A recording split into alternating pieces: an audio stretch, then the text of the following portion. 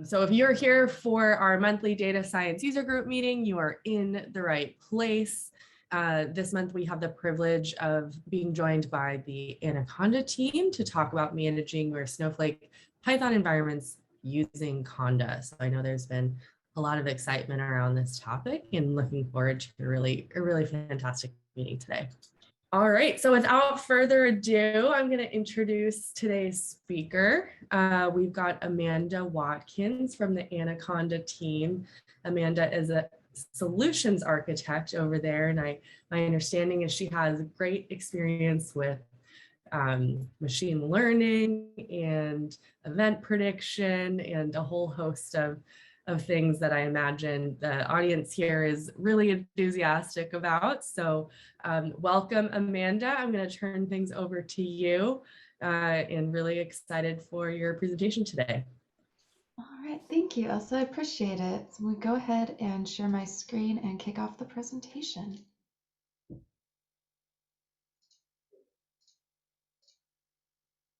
All right. So hello, my name is Amanda Watkins, and I'm a solutions architect at Anaconda. And today I will be talking about how to manage your Snowflake Python environments using Conda. The agenda is what is Conda, how to get Conda, why use Conda, talk about some basic and advanced Conda usage along with best practices, and some Anaconda resources for further diving into Conda, followed by demo and Q&A. So what is Conda? Conda is package management. Conda lets you search channels for packages to download, install packages, and uninstall packages. With Conda, there's no need to build packages locally, which can be burdensome. Conda determines which packages have updates and whether those updates are compatible and can be applied. Conda is also dependency management. Conda analyzes package dependencies when you create a new environment or modify an existing environment. Modifications include installing new packages, updating existing packages, or removing existing packages. And when installing a Python package, that package may depend on other Python packages in order to run. And these dependencies can also have their own dependencies, and this forms a complex dependency graph. And to help visualize how complex package dependencies can be, the dependency graph for TensorFlow is shown. And an additional difficulty is, since packages release updates at different times, you have to manage which packages you update and when. So Conda determines all of a package's dependencies and installs them for you along with the package. And if the package dependencies conflict, for example, if they require different versions of the same package which aren't compatible, Conda will tell you. Conda is also environment management. Conda environments let you isolate different groups of software packages that you want to use for each project, all without interfering with other software on your computer. Conda environments are creatable, since you can create and control what is in your environment, and they're savable since they persist even when you're not using them, and they don't disappear unless you specifically delete them. Conda environments are also loadable and switchable, since you can load whichever environment you want to use by activating it, and this allows you to easily switch between environments. They are also exportable, since you can export and share your Conda environment, making it reproducible across the same platform. And all of these environment management features provide stability, reproducibility, and collaboration when using Conda. So how do you get Conda? Conda is the most popular data science platform, and it can run on Mac, Windows, and Linux. You get Conda when you download Anaconda distribution or Mini Conda. And downloading and installing Anaconda distribution or Mini Conda does not require administrator privileges. So the difference between Mini Conda and Anaconda distribution is that Mini Conda is the minimal installer for Conda, and it only includes Conda, Python, and their dependencies, and a small number of other useful packages. It's also only command line interface for all platforms. Whereas Anaconda distribution, it includes over 250 packages, saving you the time of installing commonly used packages individually. It also provides a command line interface on all platforms like Miniconda. However, on Windows, Anaconda distribution comes with a graphical user interface called Navigator. And Conda is also ready to use right out of the box. The installer does all of the setup for you, but you can choose to further customize your Conda configuration. For Mac and Linux platforms, you can use Conda commands in your regular terminal. And for Windows, you can either use Conda commands in your Anaconda prompt or use the point and click interface provided by the Anaconda Navigator. So why use Conda? If you're using Python with Snowflake, Conda can help you manage your Python packages, dependencies, and environment. If you're developing Python applications using the Snowflake connector for Python, that's available as a Conda package, making it easy to install and use with Conda. If you're writing user-defined functions and stored procedures in Python for Snowpark, Conda connects to the official Snowflake package channel, letting you install packages that are guaranteed to work the same in your local environment as they do in Snowflake. And you can specify Anaconda packages from the Snowflake channel to install when you create Python UDFs. Then when queries that call Python UDFs are executed inside a Snowflake warehouse, Anaconda packages are installed seamlessly and cached on the virtual warehouse on your behalf. When developing your Python applications for Snowflake, Conda makes it easy to pull in packages from multiple channels into your Python environment. With one command, you can create an environment with packages from both the Snowflake channel, which will run in Snowflake, and from other channels whose packages won't run in Snowflake but can be used for development and testing purposes. So examples of packages that may not be in the Snowflake channel that you might want to bring in from other channels are integrated development environments, or IDEs, visualization packages, or packages for creating, training, and testing models that you will deploy. And you can use Conda with your favorite IDEs. For instance, Jupyter Notebooks, Microsoft Visual Studio and Visual Studio Code, Sublime, Spider, PyCharm, Eclipse, Idle, Ninja, IntelliJ, Wing, and more. You can use Conda with your favorite CI/CD tools to automate testing. So Travis CI for Linux and Mac, AppVeyor for Windows, and GitLab CI and GitHub Actions for any platform. And you can also use Conda with your current ecosystem tools, such as Excel and Docker. So next, we'll be looking at some basic Conda commands that will help you to use Conda, and we'll be seeing many of these commands in the demo.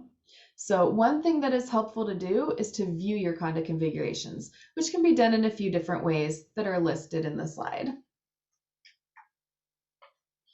And you can also search for packages to install that meet different requirements, such as specific version ranges and channels. You can also create Conda environments that have different levels of specifications. And here are some commands that are helpful just when using your Conda environments. And a lot of these commands are available if you Google Anaconda cheat sheet. That I find it to be very helpful myself. And here are some more commands that are just useful for managing your Conda environments. As you can see, there are quite a few. There are a lot of features in Conda. And that brings us to advanced Conda. And Conda configuration can be done in a couple different ways. You can either manually edit your Conda RC file, or you can use Conda config commands, which will create your Conda RC file if you don't have one already, and update it with those configurations for you. And the Conda RC file, it's an optional runtime configuration file. It uses simple YAML syntax, and it manages your Conda configuration.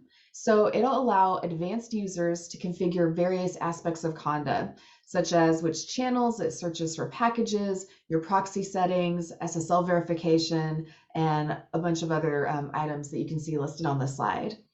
And the Conda RC file is not created by default, so you can either create it manually, or you can just create it by running those Conda config commands. And fun fact, if you delete your Conda RC file, that just restores you back to your original installation configuration.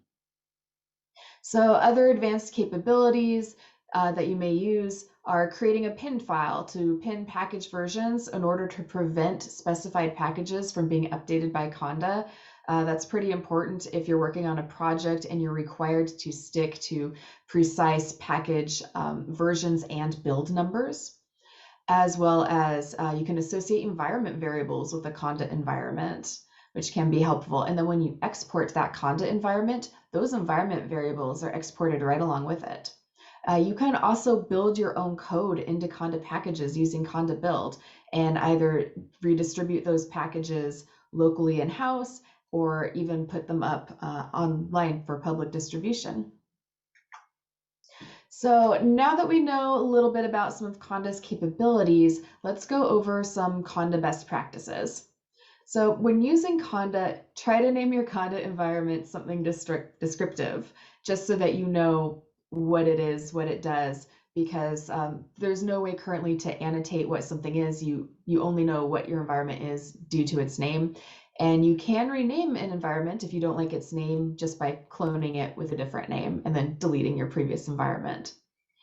And also when you're exporting your environment, name it environment.yaml, since that's the name Conda looks for by default. That will help you prevent extra arguments to commands because it's what Conda looks for by default, and it's less for you to specify, which is great.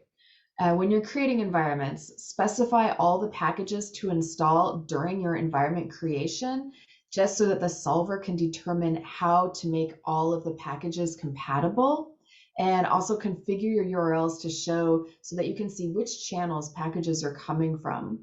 It's also helpful to use the Conda RC file to configure your channels, just so that you can avoid having to specify channels as arguments when creating an environment. And when it comes to the base environment, don't install packages into your base environment. This is in order to avoid breaking Conda package functionality. However, do update the Conda package that lives in the base environment regularly, just to get the latest enhancements and bug fixes. If you're automating Conda, you can configure your Conda RC file to always say yes to prevent prompting from user interaction. For example, you'll see in the demo when we create a Conda environment, the Conda will prompt to say yes or no to the environment creation. If you want to automate that, just say always say yes to avoid all those prompts and fully automate it. And also configure Conda to run in quiet mode, since if it's automated, you want to suppress any output to the user. And also when managing Conda, just deactivate your environment when you're done using it, so you always know what state it's in. And remove environments when they're no longer needed. And then periodically clean up any unused packages in their cache to free up space. Some good Anaconda resources are Anaconda Nucleus. It's a place where you can learn and share within the community. There are walkthroughs, videos, webinars, and content from partners, all to help you with Conda.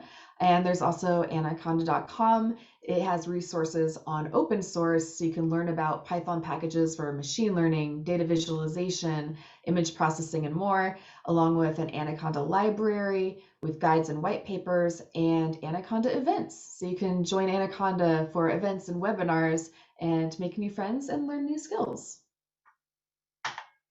So next, I'm going to walk through an end-to-end example of using Conda for developing a Snowpark Python application. So this example is actually based on the Snowflake Quick Start 0 to Snowflake, so it may look familiar to some of you. I'm going to stop sharing and quickly, hopefully, switch over to the demo.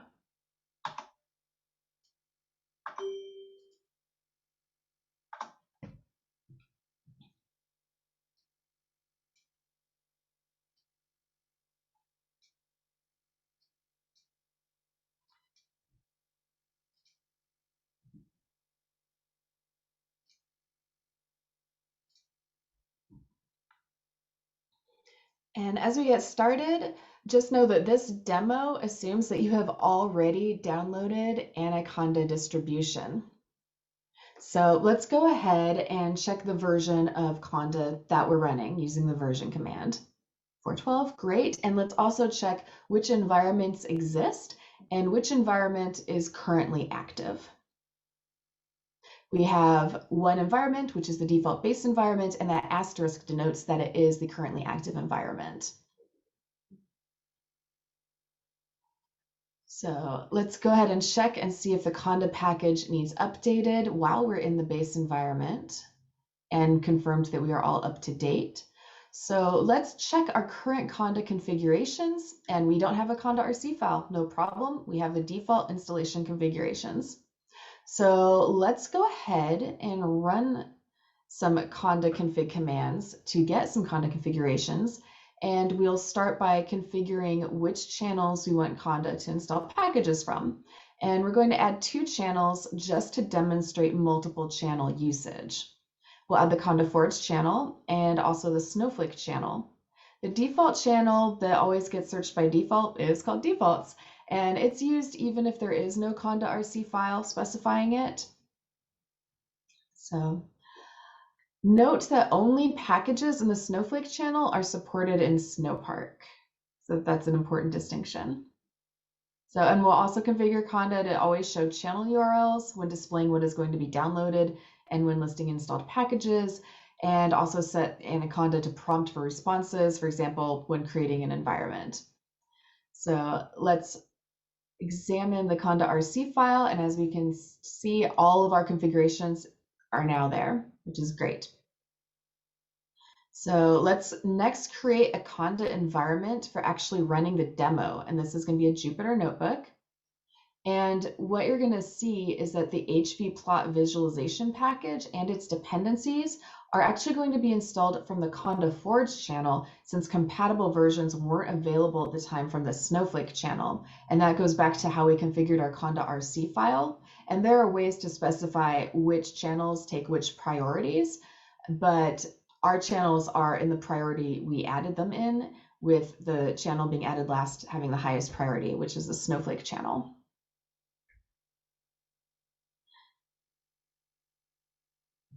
So let's speed up this creation. And let's go ahead and activate that demo environment and confirm that it is now the active environment.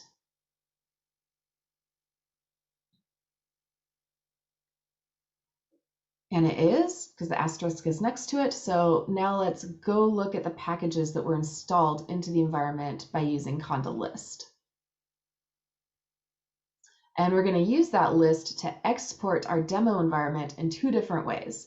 The first way uses the export flag, which specifies which package can be installed by name, version, and build number, whereas the second way uses the explicit flag, which adds the additional channel URL information.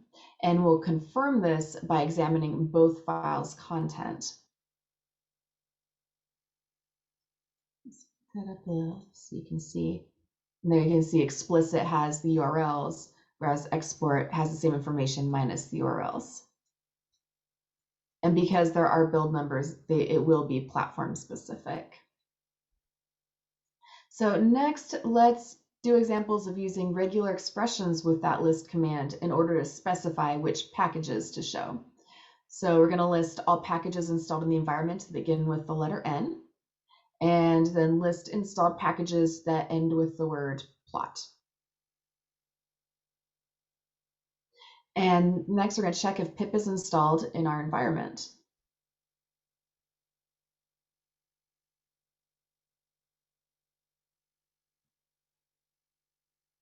And it is. So now let's use pip to install the Snowpark wheel, since it's not available as a Conda package yet. And you can install packages using pip in Conda environments. When you export that environment, those pip packages will be exported right along with it. The only caveat is if you are installing via pip in a Conda environment, you just have to do that last, after all the packages that can be installed by Conda have been installed by Conda. And then using list, you can see that packages whose name contains snow are currently installed in our environment, and that includes our Snowpark package. Okay. So next, let's go ahead and launch the Jupyter notebook containing the Snowpark demo code. And this is using the notebook package that is in our active Conda environment. So this code demonstrates using a UDF in Snowpark that uses the Anaconda NumPy package. And since nothing is created or cached yet, some parts of it take a little while, so I'm going to go ahead and manually speed this up. As you can see, as the code in the notebook runs, you can see the corresponding tables and stages and views being created in Snowflake.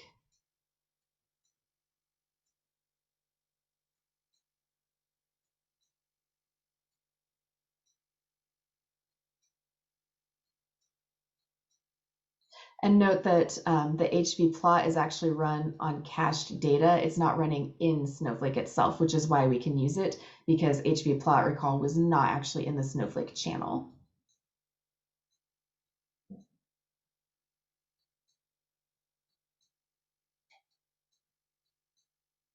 There we go.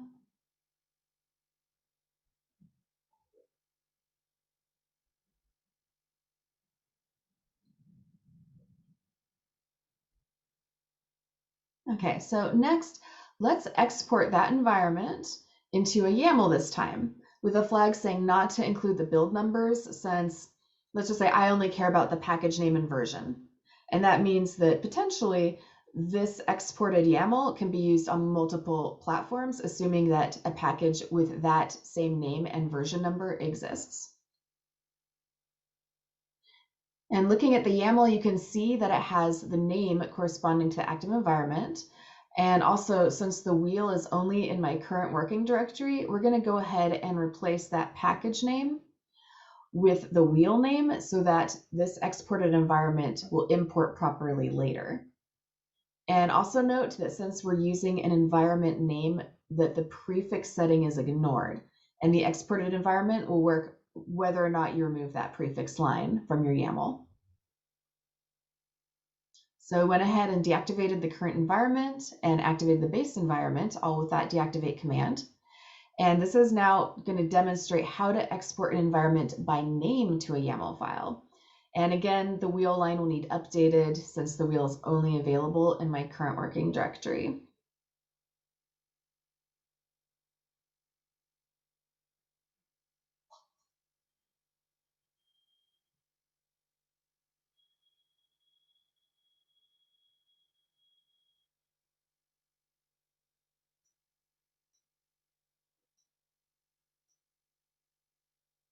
So let's go ahead and delete that original demo environment. And note that you can't delete an environment while it is active. So if you have an active environment that you want to delete, first deactivate that environment, and then you can go ahead and delete it. As you can see, the base environment's active, so it is okay for us to go ahead and delete that Snowpark demo environment.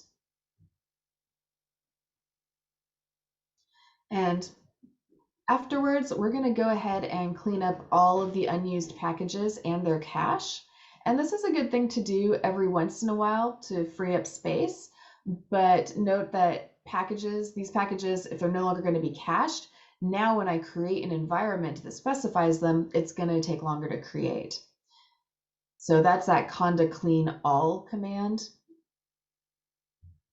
And it'll get rid of all the packages that were installed for that conda demo environment that no longer exist, so they're unused.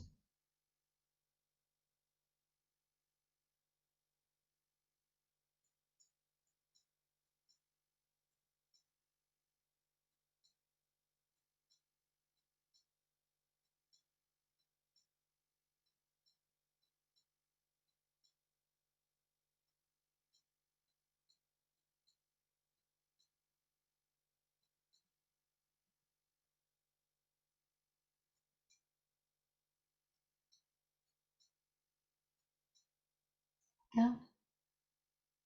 Okay, so let's go ahead and create a new environment now from our environment.yaml file. And note that since Conda looks for that file name, environment.yaml, by default, that it doesn't need to be specified in our command.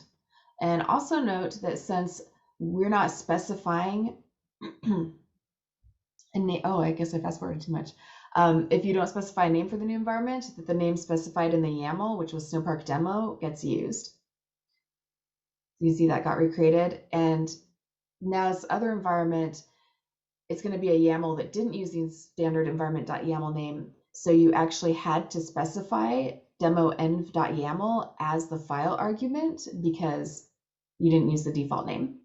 And you also need to specify the my demo name for this environment that you're creating, because the name in that demo env YAML, Snowpark demo, that an environment with that name already exists. So you wouldn't be able to create it unless you passed a new name and renamed that.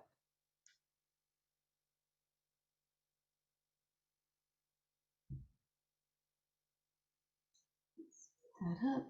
There we go. We can see all of our environments are created. So let's check that the environments were successfully created. And just by checking that they can be activated and used to open our demo notebook without any issues. A full test would be to rerun the notebook code, but we're not going to do that. It would take too much time.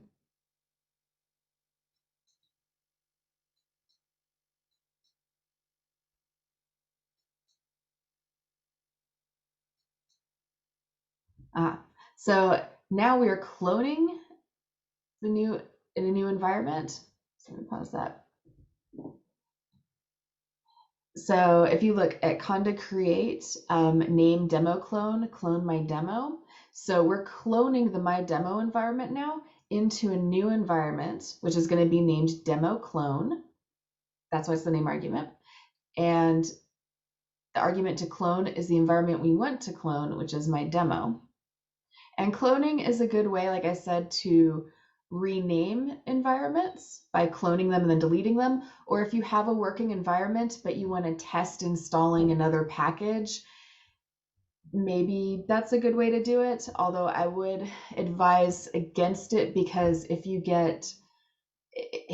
pass all the packages you want on the command line and it works, the solver knows about them. But then when you start later installing packages one by one, the solver may have issues because it could have chosen different package versions based on those additional packages you're adding. So the recommendation is still to add all the packages at creation time, but if you had your working environment and you wanted to clone it and then make edits to it and mess with it without having any effect on your currently working environment, cloning is a good way to do it.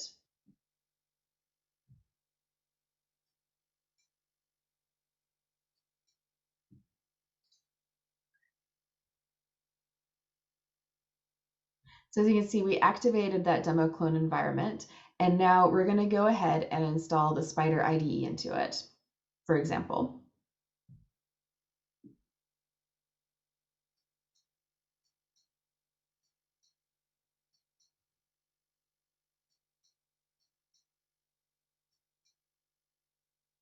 And now we're looking, back up a little bit. So now we're going to look at the revisions. And you can examine the revision history of all of your environments, which is great, because I know I've done this. I've accidentally installed packages in my base environment because I forgot to activate my new environment. All you have to do is go into that environment, look at the revision history, and then apply the revision that you want to go back to. So Conda list revisions to view the revisions for your currently active environment, and then Conda install revision, and then the revision number. In our case, the revision number is 0 because we want to go back to the previous environment before we installed Spider. This is a very useful feature that I use a lot. And it's good to know what's changed between environments. Maybe you want to see if there's a side effect if you install Spider into this cloned environment, what other packages had to change, and that revision history will tell you. Now checking, we now have a new revision history, which is revision 2, and it no longer has Spider installed. So we successfully reverted our environment. And now we are finally at the end of the demo, and it's always a good idea. It's best practice to go back to the base environment when you're done using your current environment. So that just confirms Spider is no longer installed by using the list command. And since we're all done with all our environments, just Conda deactivate, one command to deactivate your current environment and activate the base environment. And it's always good to check using Conda env list because typos. So just try that again and double check again, and you'll see that this time it actually works. All right, so that is it for the demo. I apologize for talking too fast, trying to fit in a lot of information, and hopefully we can get a lot of questions answered during the Q&A. So let me go back to... Awesome. Thanks. Thanks so much, Amanda. No questions have come through in chat, so I'm going to open the floor up to folks who want to ask their question live.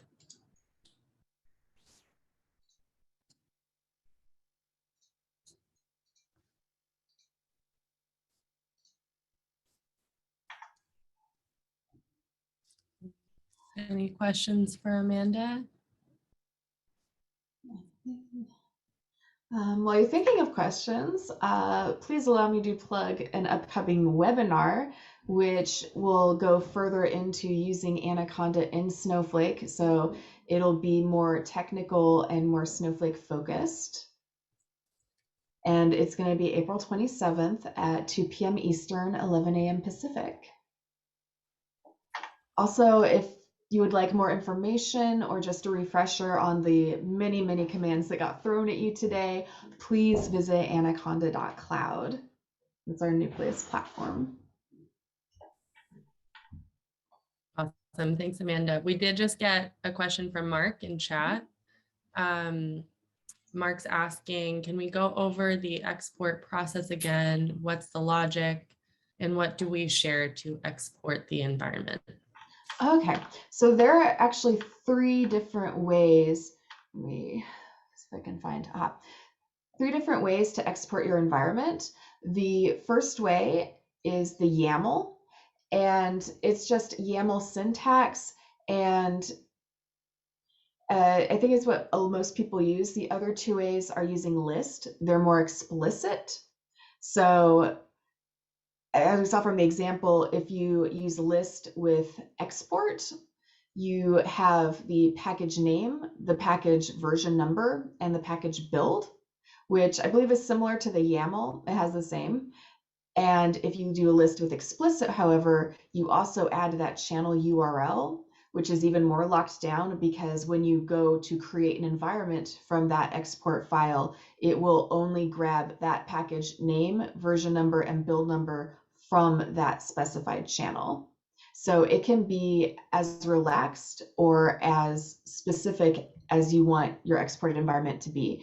So for example, I like to create my exported environment in a YAML without build numbers. That just says, I want this package with this name and this version number. And if that exists across Windows and Linux for some reason, great. Then I can use that environment YAML across both platforms. But just keep in mind that cross-platform environments is not how Conda is designed, but sometimes it still works.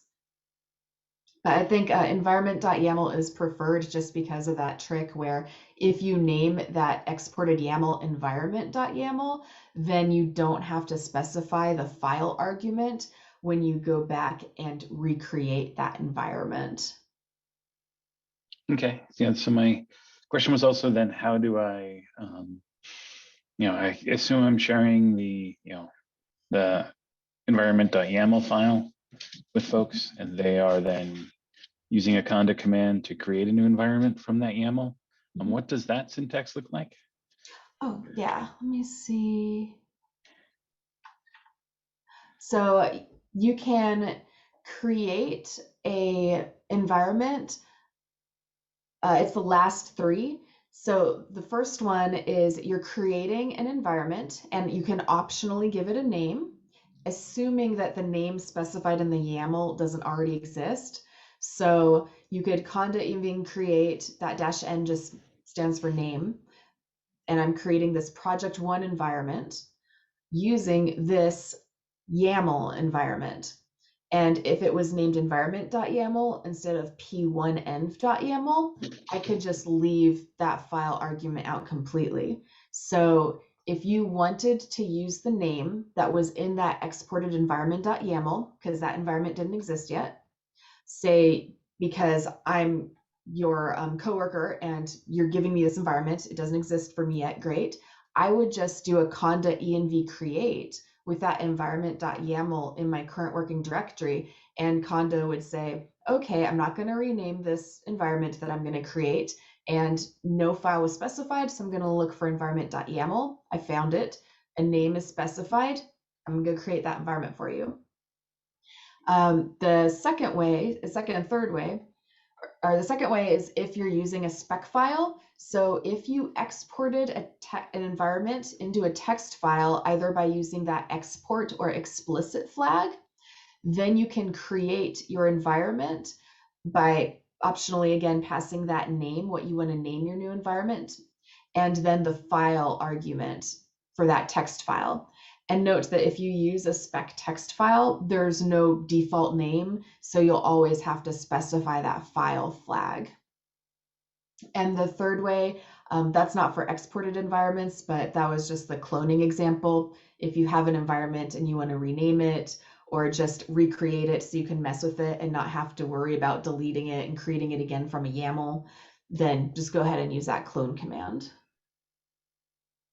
One thing to watch out for when you are creating environments, this was common when I first started using Conda, I would be in the default environment, and then I would try and create an environment from a YAML or a text file without specifying a name, and you can't do that.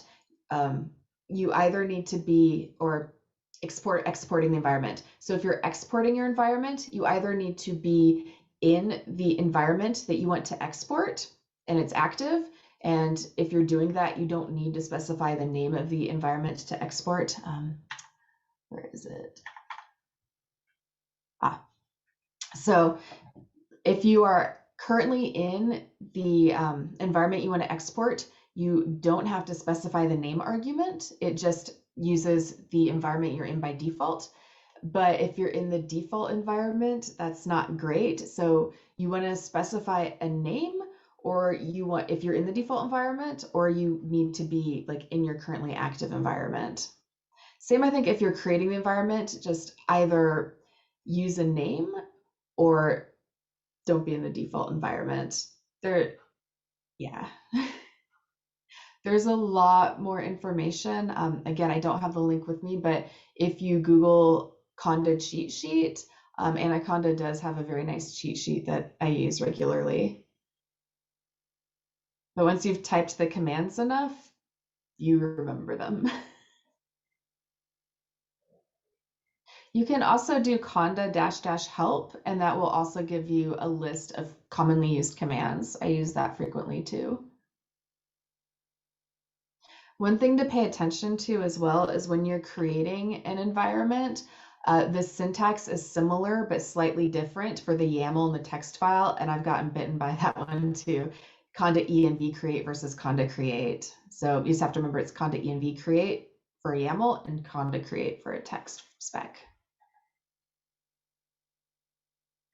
Any other questions for Amanda?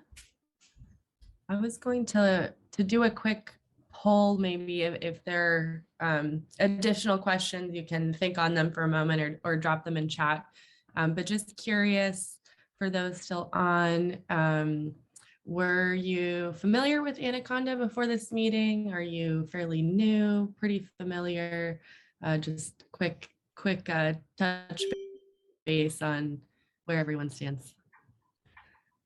I'll share the results in a minute, but I'm seeing most are very familiar. Some are somewhat familiar. No one's saying not at all familiar. So there's, Nice. seems like there's at least been, there's at least, a baseline understanding among folks on the call. Any other questions for Amanda? Or comments, experiences you'd like to share?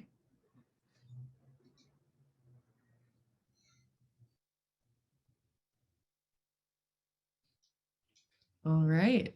Well, if you think of anything, we can head to kind of closing remarks and end a few minutes early. But if you do think of anything, one more question from Mark. How are we deploying environments in Snowpark? It's a broad one.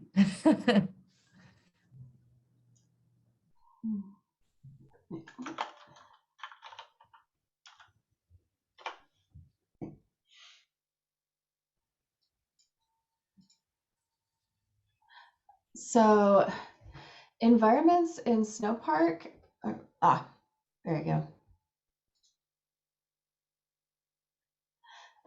So as Albert mentioned, or actually, we actually have Albert in the chat who will be doing the next webinar, and that's something that it appears he will be talking about. So I will defer to his webinar on how all of that magic works. Although I do know that when you're specifying a UDF in Snowpark, that it will get loaded and cached for you in Snowflake. So I'm not sure if that, well, deploying environments, you do specify in your code that when you're saying a UDF, you specify which Conda packages you want to use. And then on Snowflake's side, they will load and cache those for you. But the exact specifics, I think, will be in the next webinar. It's a very good question.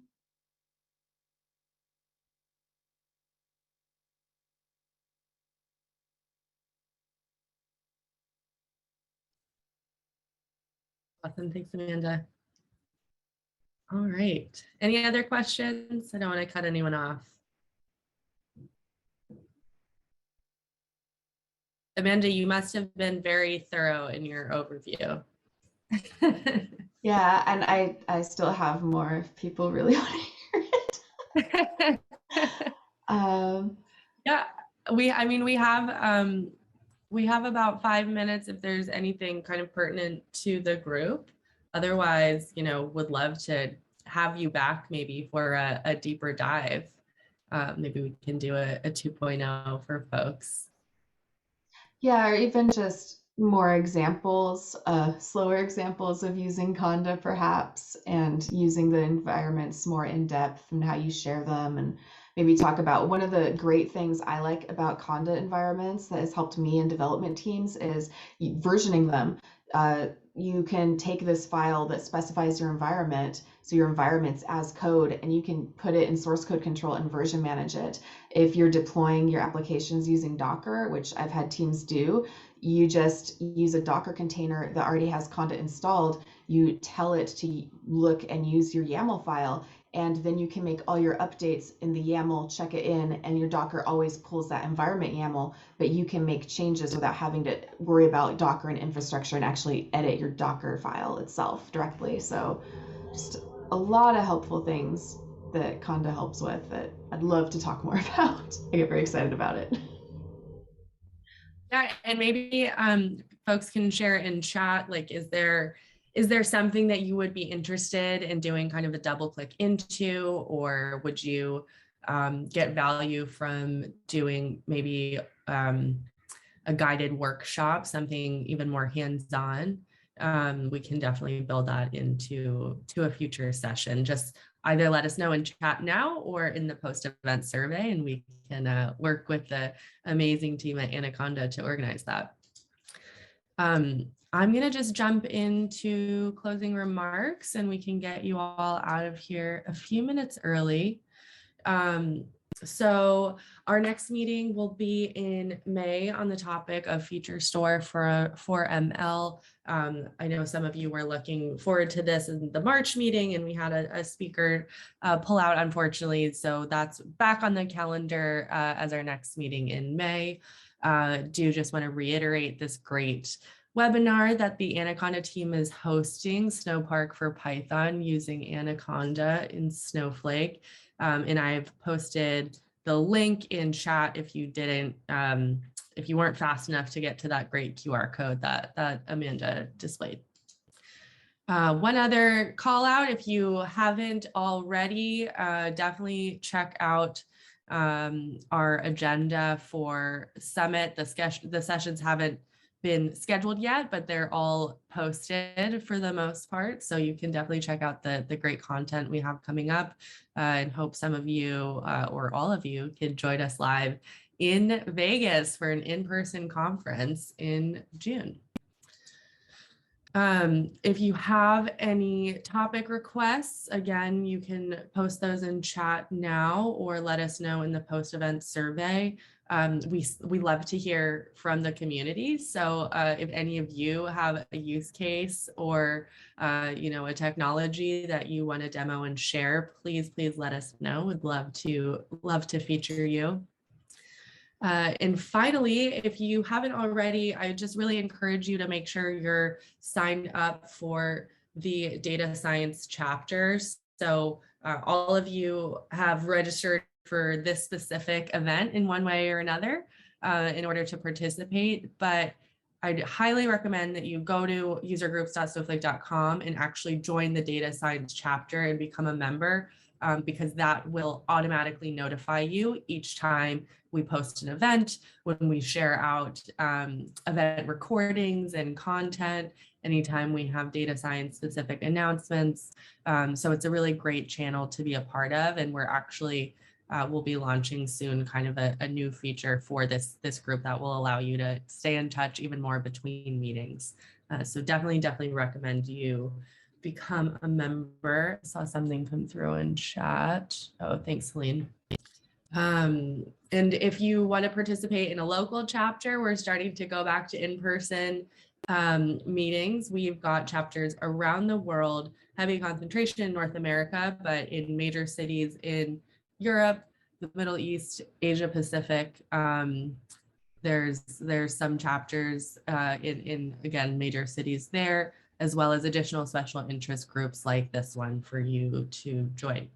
So that is all. Oh, sorry, I got ahead of myself. Please look for the survey in your email inbox. All the mandatory questions are multiple choice, so you could fill it out in under 30 seconds.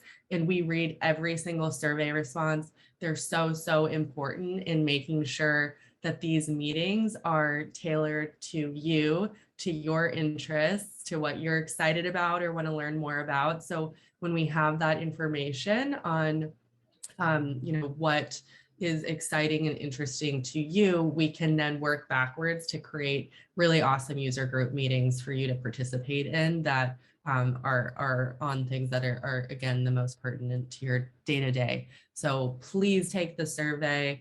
I know we're all very busy, but it's just so important to make these a valuable experience for everyone. That's it from me. We can end a few minutes early. You can have a quick break before your next meeting.